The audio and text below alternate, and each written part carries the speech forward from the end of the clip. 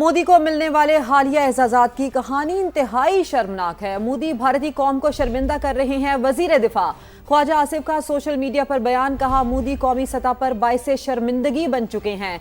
Awards Modi की आमद से चंद रोज कबल ही तैयार किए गए थे। सर्टिफिकेट सस्ते AI मॉडल के जरिए तैयार किए गए। सर्टिफिकेट्स में इमला की गलतियां भी मौजूद थीं। वजीर दिफा ने कहा कि यह सस्ती शोहरत हासिल करने की बदतरीन कोशिश है।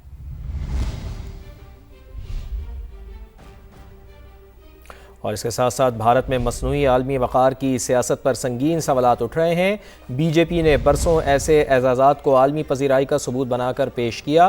वफाकी वज़ीर इत्तलात व नशरियात अताउल्लाह तारड़ का सोशल मीडिया पर बयान, कहा भारत में नफरत अंगेज़ पॉलिसीज़ के बावजूद आलमी शनाख्त का तासुर दिया गया। नरेंद्र मोदी के बैरून मुल्क दौरों से चंद रोज़ कबल नए अवार्ड्स का इजरा सवालिया निशान है। बाज़ सर्टिफिकेट्स में बुनियादी इमला की गलतियाँ भी सामने आई हैं। मोदी बाज़ मौक़े पर अवार्ड हासिल करने वाला वाहिद और पहला शख्सी रहा है। अताउल्लाह तारड़ ने कहा है कि इमेज बिल्डिंग की यह हिकमत अमली खुद शर्मिंदगी का बाइस बन रही है। नरेंद्र मोदी बैरून मुल्क एजाज़ी अवार्ड वसूल कर रहे हैं, जबकि आम भारतीय अवाम अंदरूनी मसाइल से दो चार हैं। तो भारत में मसनूई आलमी वक़ार की सियासत पर संगीन सवालात उठ रहे हैं। बीजेपी ने बरसों ऐसे एजाज़ात को आलमी पजीराई का सबूत बनाकर पेश किया। वफाकी वज़ीर इत्तलात व नशरियात अताउल्लाह तारड़ का सोशल मीडिया पर बयान सामने आया, कहा भारत में नफरत अंगेज पॉलिसीज़ के बावजूद आलमी शनाख्त का तासुर दिया गया।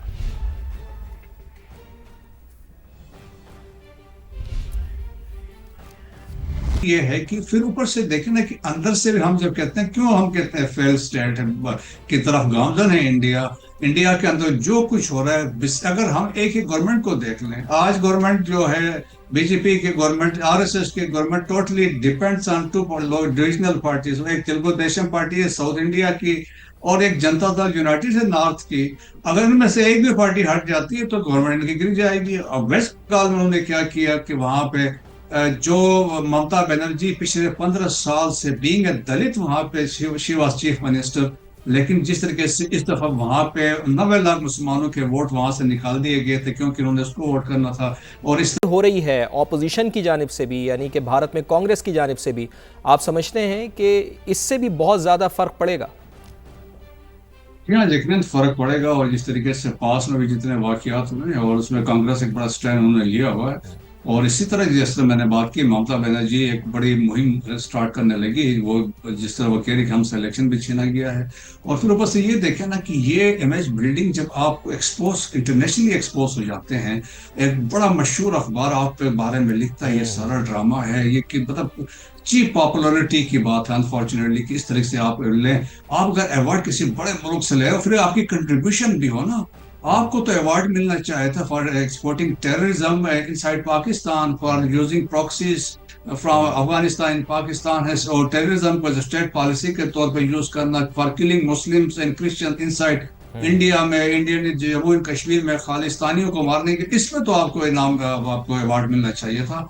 और जिस तरह देखें ना कि 2002 से लेकर 2015 तक he was denied the US visa, वो बैन थे क्योंकि जिस तरह मैसेकर किया मुसलमानों का गुजरात में, he was being the chief minister, क्योंकि it was orchestrated by then government जिसमें मोदी साहब खुद इन्वॉल्व थे। और उस पर गुजरात डायरीज से राना अयूब की किताब लिखी हुई है, उसमें बड़ा एक्सपोज किया है। It was a sting operation. So उसमें यह है। लेकिन अभी आप देखें ना कि एक अवार्ड था कि फिलिप कोटलर अवार्ड, और वो अवार्ड ऐसा है कि वो बेसिकली दिस पर्सन जो फिलिप था, he was known as the father of modern marketing.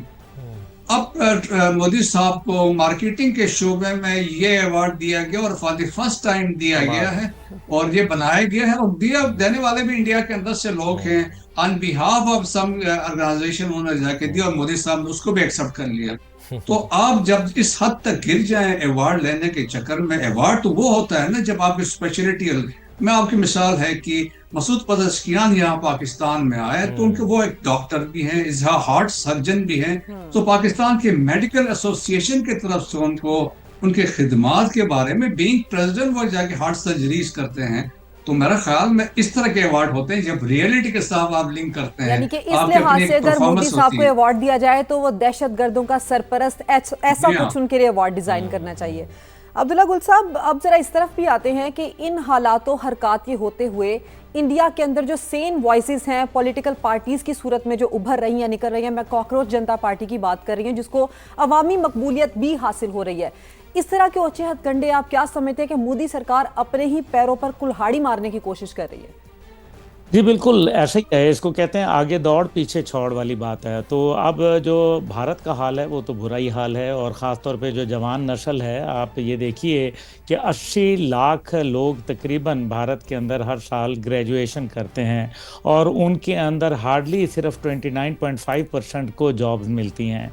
तो बाकी लोग क्या करें? इस टाइम पे भारत से जो बाहर जा रहे हैं 27 लाख के करीब जवान हर साल जो ब्रेन ड्रेन है वो हो रहा है। फिर इसके बाद जो अगर आप देख लीजिए अब्दुल्ला मीर गुल साहब, कता कलामी की माजरत, मैं आपकी तरफ दोबारा आता हूँ और इसी नुक्ते को आपकी तरफ लेकर आएंगे और यहीं से आप अपनी बात कंटिन्यू कीजिएगा। बुशरा अंजुम भट्ट सेनेटर साहिबा हमारे साथ मौजूद हैं, उनका भी मौक़िफ़ लेते हैं।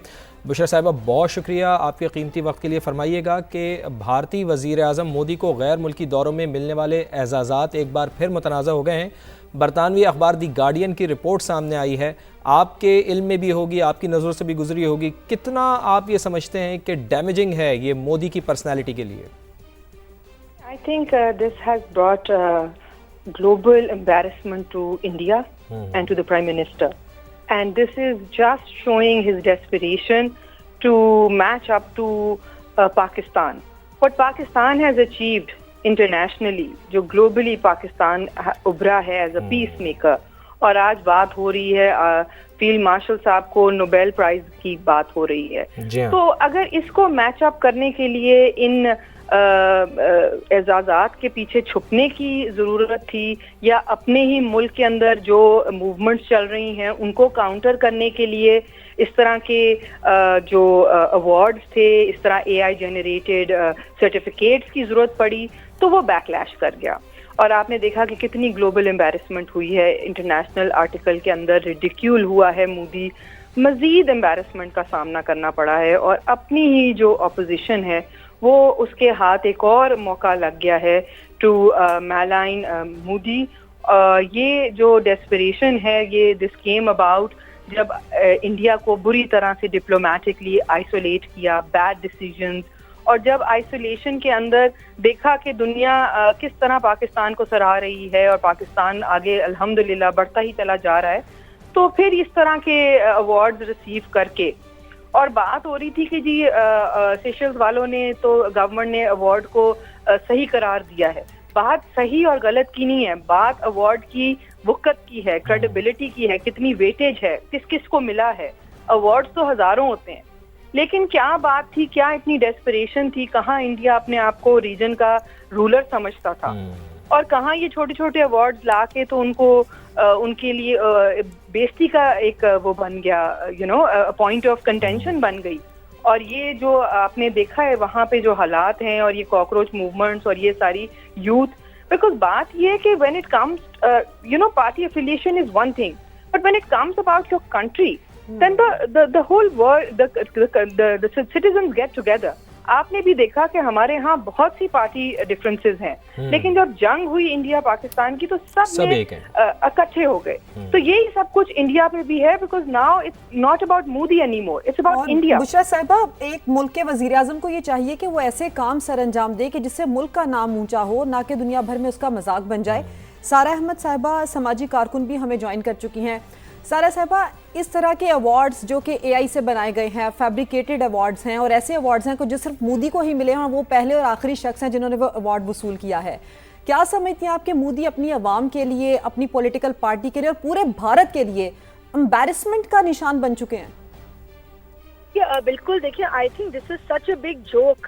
आई मीन, एक AI जो है डॉक्यूमेंट, एंड वो भी जिसका पहले किसी ने सुना नहीं, कोई प्रेसिडेंस नहीं है कि किसी को ये अवार्ड पहले मिला हो, ना कोई जूरी है इसकी, ना किसी को कुछ पता है, एंड इतनी डेस्परेशन में वो भागते हुए चले गए ये रिसीव करने के लिए। एंड जिस तरह गार्डियन की हेडलाइन है कि you give them an award and they come running, तो वो तो डेस्परेशन शो कर रही है, फ्रस्ट्रेशन शो कर रही है, बिकॉज उनसे ये देखा ही नहीं जा रहा कि पाकिस्तान का जो पोजीशन जो है आलमी सतह पे एंड जो हमारे फील्ड मार्शल साहब को नोबेल प्राइज की बात हो रही है, जितना अमेजिंग परफॉर्मेंस पाकिस्तान ने किया as a peacemaker, you know there is no precedence of it, और of course India cannot stand it, and वो जो है इस तरह की छोटे छोटे एंड वो भी इसकी कोई क्रेडिबिलिटी नहीं है, कोई ऑथेंटिसिटी नहीं है, एंड एक कंट्रोवर्शियल किस्म की चीज़ जो कि उनकी अपनी आवाम जो है they are laughing at it, you know. अगर आप सोशल मीडिया देख लें तो जो इंडियन आवाम है वो जो है वो you know they made this a laughing stock and it's a big joke. तो ये डेस्परेशन शो करती है बस इनकी। बिल्कुल दुरुस्त बात है। मसूद साहब, एक चीज़ जो हमारे जो पैनलिस्ट बार बार ये कह रहे हैं कि जो पाकिस्तान ने एक अल्हम्दुलिल्लाह शानदार किरदार अदा किया है, पीस मेकर का किरदार अदा किया है, और जो ईरान की और अमेरिका की वॉर थी उसमें कहीं हमें भारत नज़र नहीं आया है। और इसी तरह खामनाई साहब के जनाजे की भी अगर बात करें तो उसने तो बिल्कुल इग्नोर कर दिया है, मुस्तरद कर दिया है कि वो वहाँ पे जाएगा भी मोदी। तो क्या आप समझते हैं कि ऐसे मौके के ऊपर कि जब पाकिस्तान का वक़ार अल्हम्दुलिल्लाह बुलंद हो रहा है, और जैसा कि अभी हमारी मौजूद पैनलिस्ट ने भी बात की कि फ़ील्ड मार्शल हाफिज़ सैयद आसिम मुनीर को ये कहा जा रहा है कि उनको अमन का नोबेल इनाम भी दिया जाए, तो ऐसे में क्या मोदी की डेस्परेशन वाज़े हो रही है कि कोई उनको पूछ नहीं रहा, दुनिया उनको मुँह नहीं लगा रही, तो इस तरह के हथकंडे इस्तेमाल करके अपने आप को कम से कम ये कहा जा सकता है कि गेम में इन करने की एक कोशिश उनकी जानिब से की जा रही है, लेकिन बदकिस्मती उनकी यही है हमेशा की तरह कि वो उल्टी उनके ही मुंह पे आन पड़ी है। ब्रिगेडियर साहब, जिस तरह सेटबैक्स उनको रिसेंटली हुए हैं और जिस तरीके से आइसोलेशन में, डिप्लोमेटिक आइसोलेशन में चला, कन्वेंशनली शिकस्त हो गई, पाकिस्तान का ग्रोइंग डिप्लोमेटिक पोस्चर देखते हैं, ग्रोइंग जो जियो स्ट्रेटेजिक प्लेयर बन गया है, नेट सिक्योरिटी स्टेबलाइजर भी है, नेट सिक्योरिटी प्रोवाइडर भी है, जियो स्ट्रेटेजिक प्लेयर भी है। सो पाकिस्तान की बड़ी सिग्निफिकेंस हो गई, रेलिवेंस हो गई, और खुद उनके जो थिंक टैंक्स हैं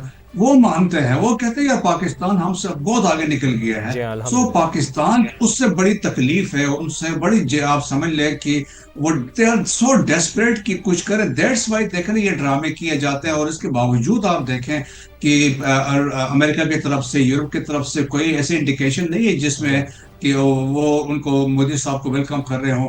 तो मेरे ख्याल में वो डेस्परेशन के तौर पे वो अभी लगे हुए हैं। और आप देखें ना कि इस तरह के अगर आप जाके लेके फिर उसको पब्लिसिटी करते हैं और जो जिसकी कोई हैसियत ही नहीं है, तो अब लोग तो मजाक तो उड़ाएंगे। दैट्स वाई अगर गार्डियन ने स्टोरी पे लिखा कि आप भागे जाएंगे जहां पे कोई अवार्ड मिलता है, तो वो है। फिर सबसे बड़ी तकलीफ ये है Pakistan has taken over the, आप समझ ले, the security, net security provider की जो रिस्पॉन्सिबिलिटी है, we have pushed away, India को इस तरह से निकाल दिया और हमने उसको टेक ओवर कर लिया है। सो उससे बड़ी तकलीफ है। दैट्स व्हाई आप डेस्परेशन से उनके राजनाथ सिंह के बयान देखें, अमित शाह के देखें, उनके मिलिट्री कमांडर्स के आप बयान देखें। सो आप देखें ना कि इंडिया के अंदर जो डिवाइड पैदा हो गई है, सेफ्रोनाइजेशन भी हो गई है, और जो मिलिट्री किसी जमाने में प्रोफेशनल आर्मी मानी जाती थी, आज वहां पे शास्त्रा पूजा करवा रहे हैं, साधुओं के पीछे लोग जा रहे हैं, और जिस तरीके से वो सिस्टम है तो उससे आर्मी को, मिलिट्री को बड़ा उसको सेटबैक्स मिले हैं।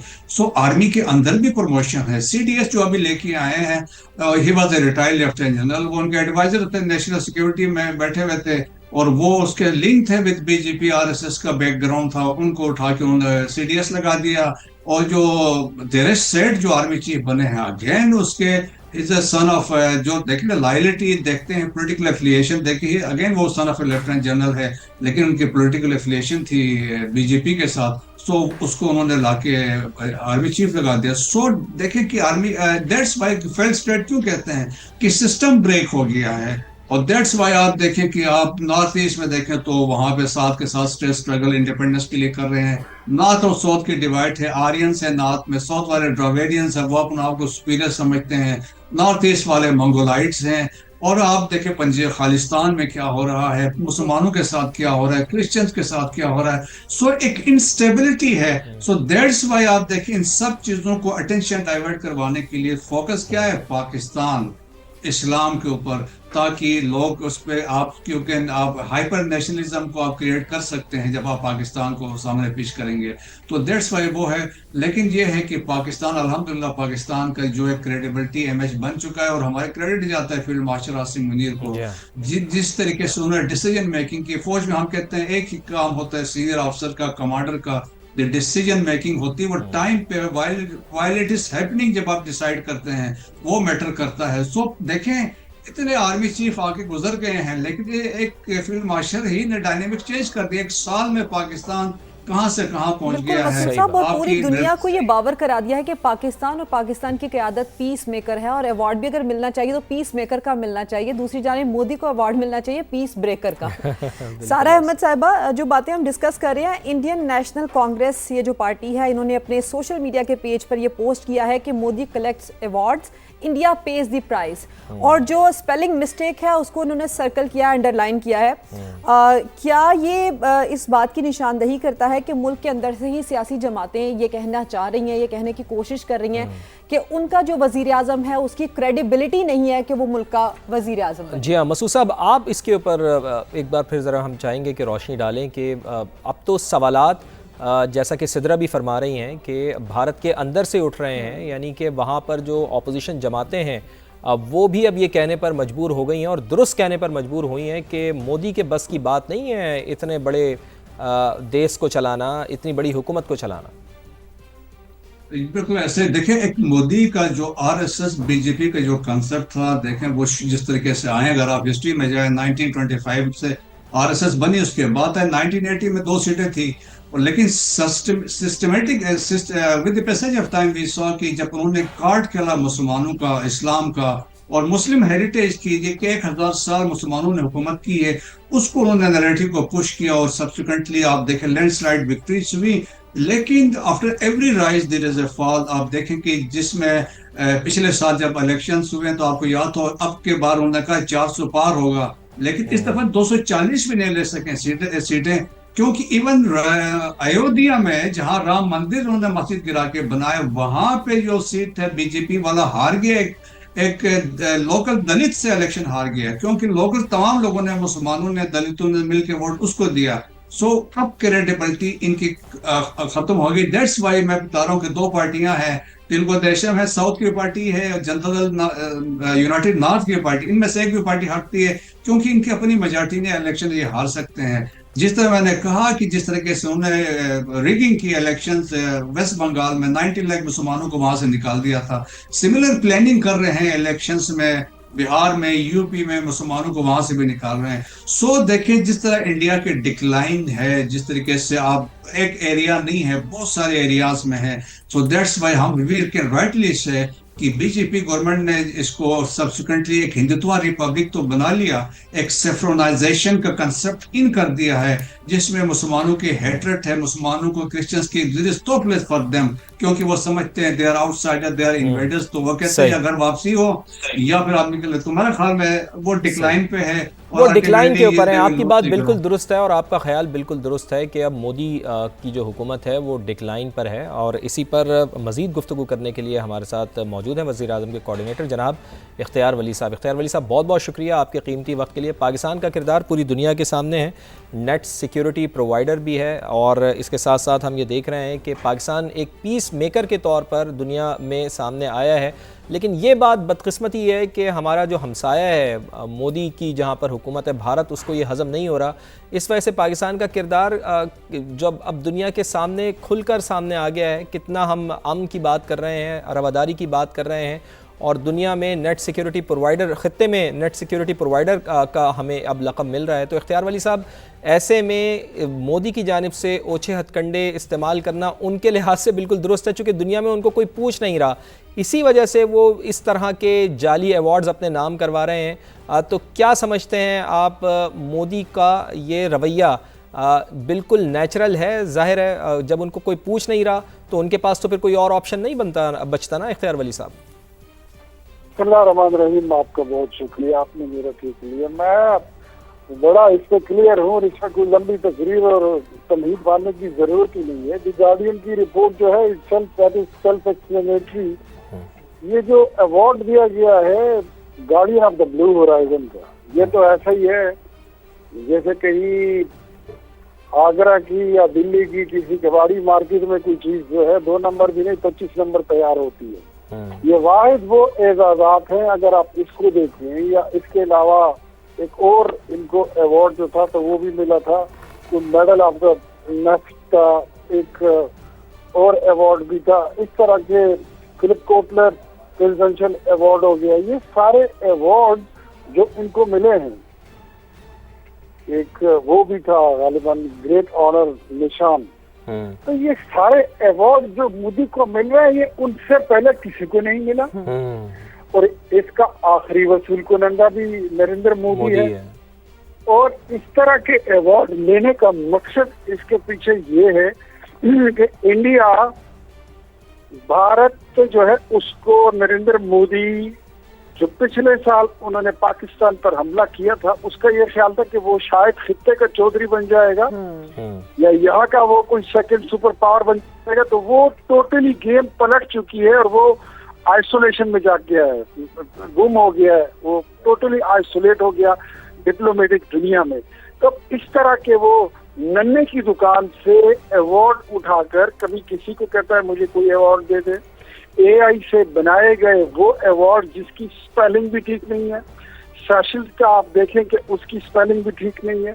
फिर आप आगे अगर देखें तो मोदी की अपनी अपोजिशन भी उसको फेक कह रही है, उसके मुल्क के लोग, उसके सहाफी जो है, इंडिया का मीडिया, हालांकि आपको पता है कि इतना झूठा मीडिया है, वो भी कह रहा है कि मोदी जो ये अवार्ड ले रहे हैं ये झूठे अवार्ड है। सो मैं I am very much clear कि पाकिस्तान की उठती बनती सवरती जो डिप्लोमेटिक पोजीशन है वो उनसे डाइजेस्ट नहीं हो रही है, और उसको किसी तरीके से ये अपने आप को लेमलाइट में लाने के लिए ये ऊट पटांग हरकतें शुरू कर दी है। लेकिन इख्तियार वली साहब, इससे पहले तो मोदी साहब छोटी मोटी दो नंबरियां करते थे, लेकिन ये तो आलमी सतह की इंटरनेशनल लेवल पर उन्होंने दो नंबरी कर दी है। इससे पहले अगर हम बात करें तो सुपर पावर अमेरिका, जिनके कंधे पर चढ़कर हमेशा से भारत ने अपनी सेकुलरिज्म का दावा किया, फादरलैंड इसराइल जो भी अब सेम इंडिया की जैसी पोजीशन में है, वो भी आइसोलेटेड है। आप क्या समझते हैं कि इंटरनेशनल फोरम्स पर मोदी की अब कोई पोजीशन रह जाएगी इसके बाद भी? देखिए, मोदी जो है वो था एक लोकल ठग था, गुजरात का कसाई था, बुचर ऑफ गुजरात उसको कहते हैं, जिसके हाथ जो है वो खून से रंगे हुए, गुजरात के लोगों के, वहाँ के मुसलमानों के खून से रंगे रहे हैं। वो तो एक कातिल आदमी है, उसको किस चीज का अवार्ड दिया जा सकता है? बहरहाल इन हरकतों से मैं ये समझता हूँ कि उसकी जो दो नंबरियां हैं और उसका जो ठगी ठोरी वाला ये बनारसी ठग जो है, इसकी ये शक्ल जो है वो दुनिया देख रही है। और इस तरह के अवार्ड मैं कहता हूँ 2-4 और भी ले ले, हम जवाल मंडी से भी तैयार करके दे सकते हैं, हम दे देंगे उनको इस तरह के अवार्ड। तो मेरे ख्याल में ये मजीद ये बेइज्जत हो रहा है और इसकी कोई तौकीर रही नहीं। मेरे ख्याल में इंडिया की तारीख में इतना कोई, तो कहते हैं ना, लो वेट और लो एथिक्स के साथ, लो वेरी पुअर अप्रोचेस के साथ a president, a prime minister with no caliber, with no status, no pride, किसी तौकीर का वो लायक रहा नहीं है। तो इसीलिए वो ये ओछी हथकंडे और इस तरह के वो ओछे अवार्ड्स वो यहाँ वहाँ से ले रहा है। तो अगर उनके पास कोई कमी है तो 2-4 हम कहेंगे कि नेतन्याहू से भी एक ले लें। वैसे इख्तियार वली साहब, अगर आपके पास ये हक हासिल हो कि जितना उनको शौक है मोदी साहब को अवार्ड्स लेने का, तो कौन सा अवार्ड देना चाहेंगे आप नरेंद्र मोदी को? मेरे ख्याल में कसाई वाला ज्यादा बेहतर है, बेहतरीन कसाई है, बड़ा he is the best and very famous butcher of the era of this subcontinent.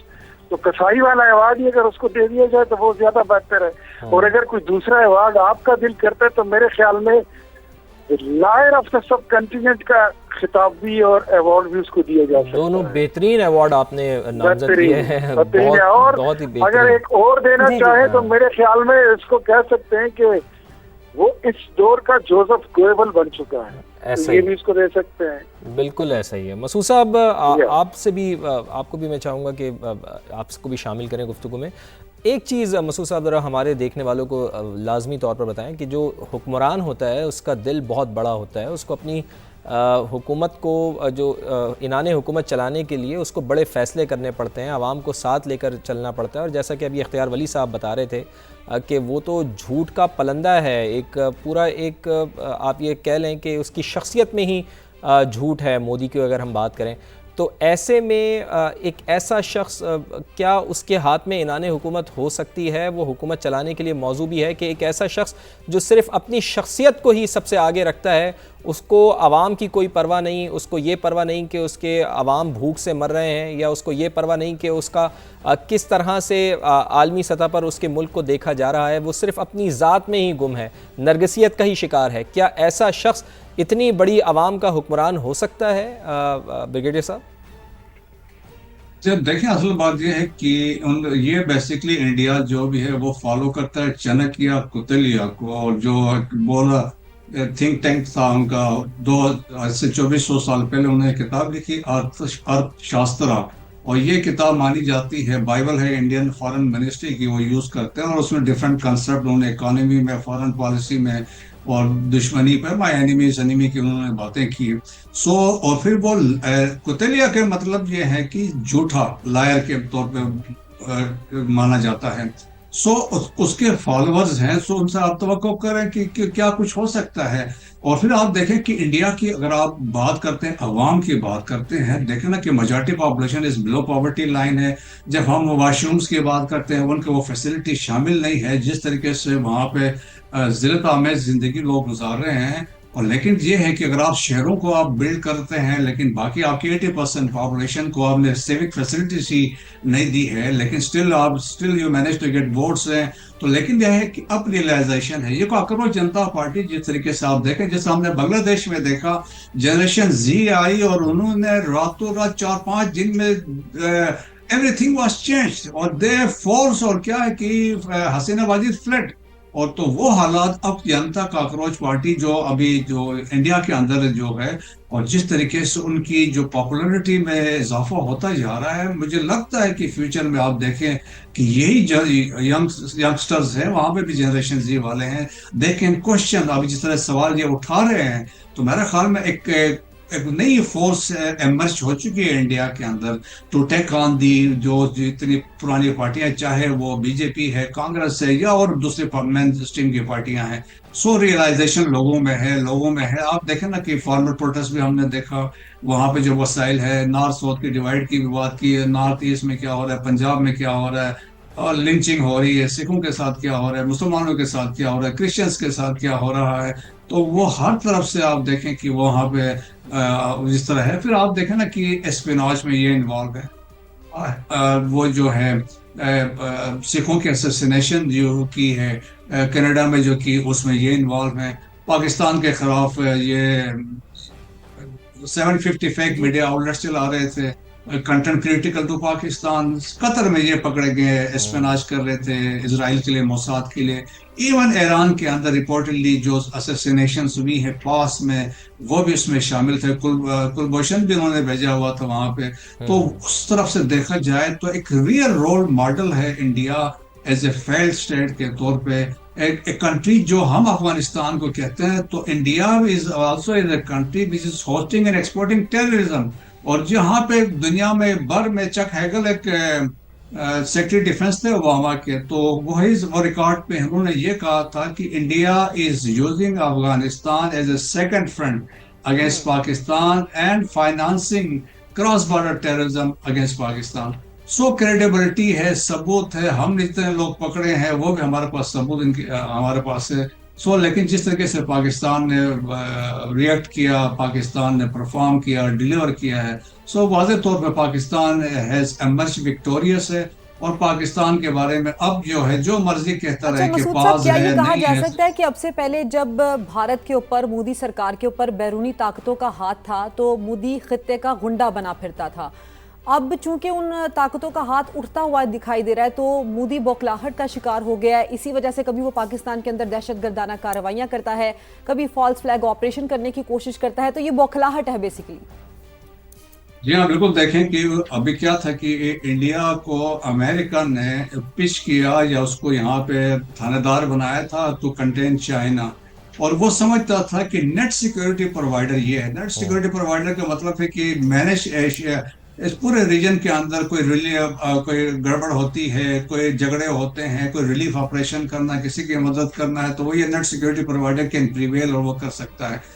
और फिर ये हुआ कि जब पाक मार के हक हुआ तो पता चला पाकिस्तान ने तो इनको जूते मारे हैं। और फिर लास्ट ये हुआ कि जब यूएस कांग्रेस में रिपोर्ट सबमिट हुई और उस रिपोर्ट में ये लिखा गया कि Pakistan has inflicted A humiliating defeat on India. और ट्रंप क्यों इस पाकिस्तान की कदर मंजिलत करते हैं, प्राइम मिनिस्टर की बात करते हैं, फील्ड मार्शल की बात करते हैं, क्योंकि पता है कि जहां पे जो लीडरशिप थी बड़ी मजबूत थी, फैसला साजी बहुत जबरदस्त किस्म की थी, और उनको पता चल गया था इनकी सोच, इनकी प्लानिंग, इनकी स्ट्रेटजी और स्ट्रेटेजिक क्लैरिटी के साथ जो फैसले किए तो वो पाकिस्तान ने बड़े जबरदस्त किए थे। दैट्स वाई अब देखें, एक तो अमेरिका ने इनको साइड पे कर दिया, दूसरा क्वाड की वो इंपॉर्टेंस जो थी चार ममालिक की वो आहिस्ता कमजोर हो गई है।